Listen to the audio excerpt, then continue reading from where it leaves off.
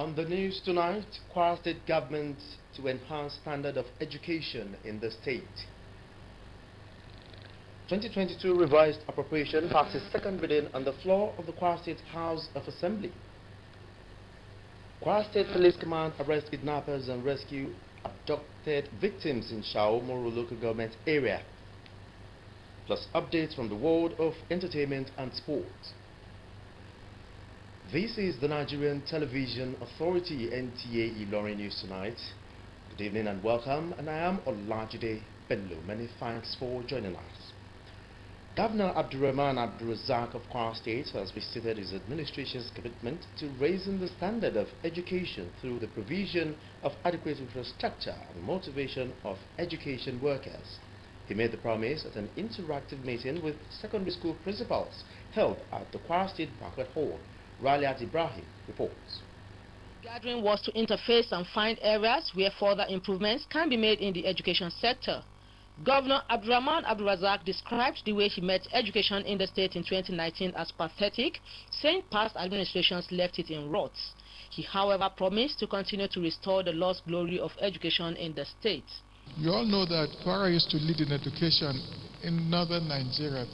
Today is not the case, and it's not because you don't have the ability to deliver. It's because you are not given the tools to deliver. We're doing better.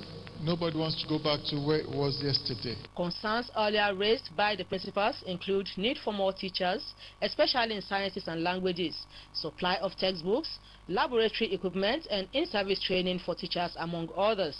We discovered that there are disparity between the civil servants in different axes, like TESCOM, SUBEB, the health sector. We also need non-teaching staff. They are not adequate at all in schools now. I want to appeal to you to help us look into the way to the security network of the school. They expressed gratitude to the state governor for the massive renovation of schools and prompt payment of teachers' salaries. The principals cut across both junior and senior secondary school sections from the 3 senatorial zones. Raliat Ibrahim, NTA News. The House of Assembly of Kwara State has passed for second reading the 2022 revised appropriation of 187,531,705,929 naira for the year ending 31st day of December 2022. Kendi Omolosho reports that this was after deliberations on the bill by the legislators at today's plenary. Leading debate on the general principles of the bill, Deputy House Leader John Bello submitted that the revised appropriation became necessary due to the global economic downturn affecting the country and states having their peculiarities. The lawmakers in their contributions noted that the year 2022 has been a challenging one, with the effect of the Ukraine and Russian war biting hard on the value of the naira against the dollar. A breakdown of the appropriation shows that the new revenue is 91,867,781,723 naira, while revised recurrent expenditure is 84,166,114,390 naira. Transfer Capital Development Fund is 33,678,053,118 naira. Total revenue of the state increased to 98,152,429,791 naira. The revised total capital expenditure is 89,379,276,138 naira. Speaker Yakubu Dada Desalu thereafter referred the bill to the House Committee on Budget and Appropriation for further legislative consideration. From the House of Assembly of Kwara State, Kehinde Omolosho, NTA News.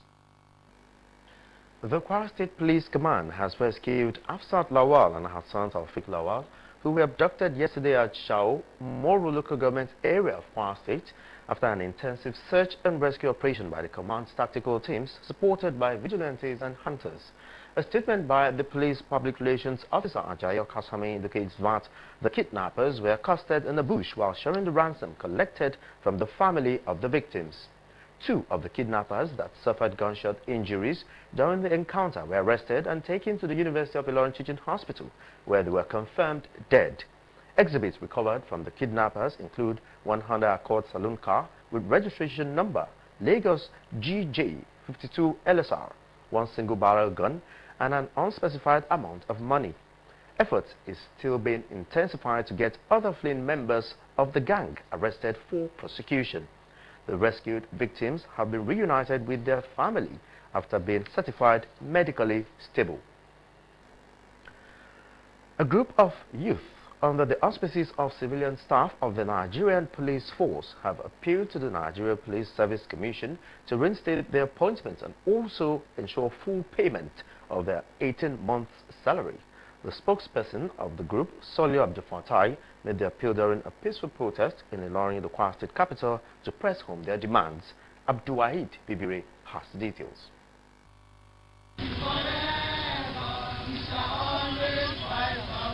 The disengaged civilian staff of the Nigerian Police Force stormed the premises of NTA ILORIN to press home their demands.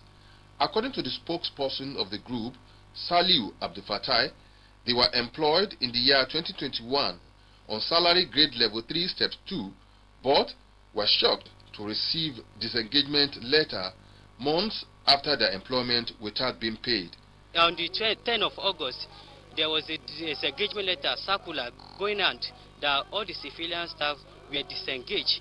We are here to make known our grievances over our unpaid salary by the Nigerian Police Force. Since the inception of the work that we've been employed, we've not been paid because we've not done IPPS capturing. Reacting, the public relations officer of the Kwara State Police Command, Ajayi Okasomi, said he does not know anything about the employment of the civilian police. We still have civilians are working in the police headquarters. Not only were they employed from force headquarters, they were posted to all the commands of the Federation. So the particular ones we're talking about is not very, very alien to me. The demand of the group is for the concerned authority to look into their plights and do the needful. Abdul-Wahid Bibire, NTA News. You're watching NTA ILORIN News Tonight. We'll go for a commercial break. The news continues shortly.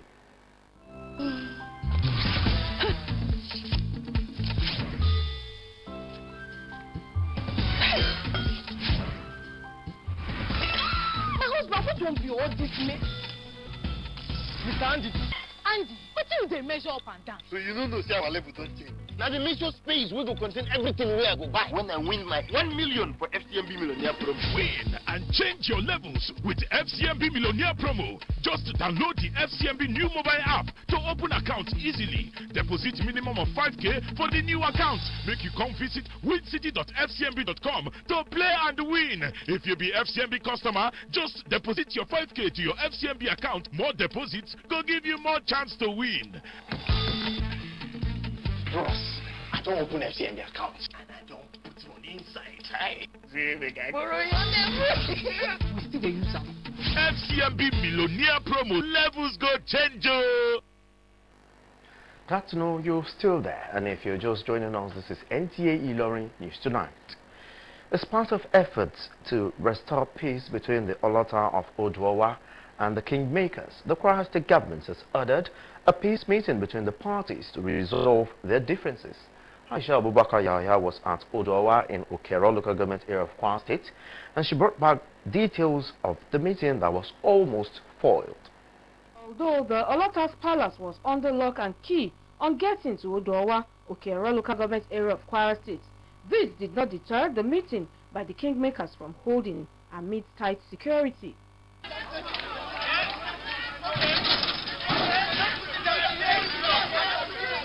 After several attempts, the association and other Oduowa indigenes were able to gain access to the palace, but unfortunately, Oba Joshua Adeyemi Adimula was not in the palace for the meeting, despite earlier notification. The Kingmakers and members of Oduowa Welfare Association made frantic efforts to calm the indigenes who had come for the meeting, as they were all confused why Oba Joshua Adeyemi Adimula was not in the palace. According to them, keeping the palace under lock and key is against the Yoruba tradition. We have a king who has factionalized the town. He doesn't want to deal with elitist people, with people who are enlightened. And we did everything we can to say, look, this is a common heritage. You need to consult. You need to listen to people. Everybody that ever mattered in this town who came to advise him he never takes the advice. We are pleading to Kwara State government to help us dethrone him. We don't need him again as a king. At the end of the meeting, Odoawa Welfare Association promised to give the Kwara State government a feedback of their meeting as directed. We are actually asking for peace, and because the government asked us to go, and we promised the government at the same time that we will go back to have peace, and that's why we have summoned this meeting. Now that it has turned to what it is, we will go back to government and we'll tell the government our statement. Odoawa community is calling for urgent government attention for peace and unity to be restored to the once bubbling community. Aisha Abubakar Yahaya, NTA News. And on to the entertainment industry, Nigerian music stars Burna Boy and Thames have been nominated for the BET Hip Hop Awards in Atlanta, USA. Kauta Raji has details of these and more from the world of entertainment. The Academy of Esteemed Music Industry nominated Burna Boy and Temilade Okpeniyi, also known as Thames, in the 17th BET Hip Hop Awards scheduled to hold on Friday, September 30, 2022 in Atlanta, United States. The nomination list honored the past year in hip-hop music across 17 categories. Movie veteran Patience Ozonko, also known as Mama G, took to her Instagram page to share lovely pictures to mark her birthday. According to her, understanding more about life comes with age, as life is all about the person you have become and the people you have blessed. Meanwhile, Nigerian famous dancer and singer based abroad, Kora Obidi, has stirred up reactions online after she took to her verified Instagram page to announce her debut in Nollywood 15 years after she made her last appearance as a child movie star. The singer announced she would feature in a new Nollywood movie with actors like L.S. Ekubo, Banaleni Nalowo, and veteran actress Patience Ozonko. Kauthal Raji, NTA News. And on sport, Anthony Joshua's team have confirmed that they have accepted the terms laid out by Tyson Fury's team ahead of a potential all-British super fight on December 3rd, 2022. Fumilayo Familoni is standing by for more on sport tidbits. Joshua's 258 management team and Mushroom have confirmed on social media on behalf of Anthony Joshua that he has accepted all terms presented to him by Fury's team for a fight. The bout is expected to take place on December 3rd this year. Nigerian Super Eagles coach Ose Peseiro, who will announce his squad list soon, may not consider the MPFL players due to their inactiveness in recent months. Footballers from Nigeria Professional Football League may be left out of the Super Eagles International Friendly against Algeria in Oran on September 27. In another development, Chelsea Football Club owner Todd Bowley is holding talks over the possibility of purchasing a team in the Portuguese Primeira Liga in a bid to have a destination where promising young club talent can secure valuable first-team football. The owner, in a meeting with Chelsea's academic manager Neil Bates and high-profile Portuguese football agent Jorge Mendes, concluded that the Portuguese club would be the best fit for the squad to adopt as a sister team. Fumilayo Familoni, NTA News. But that's it on NTA ILORIN NewsTonight. Many thanks for being a part of it. I am Olajide Bello, and before we go, we'll leave with the weather forecast for Thursday, 15th of September, 2022. Good evening.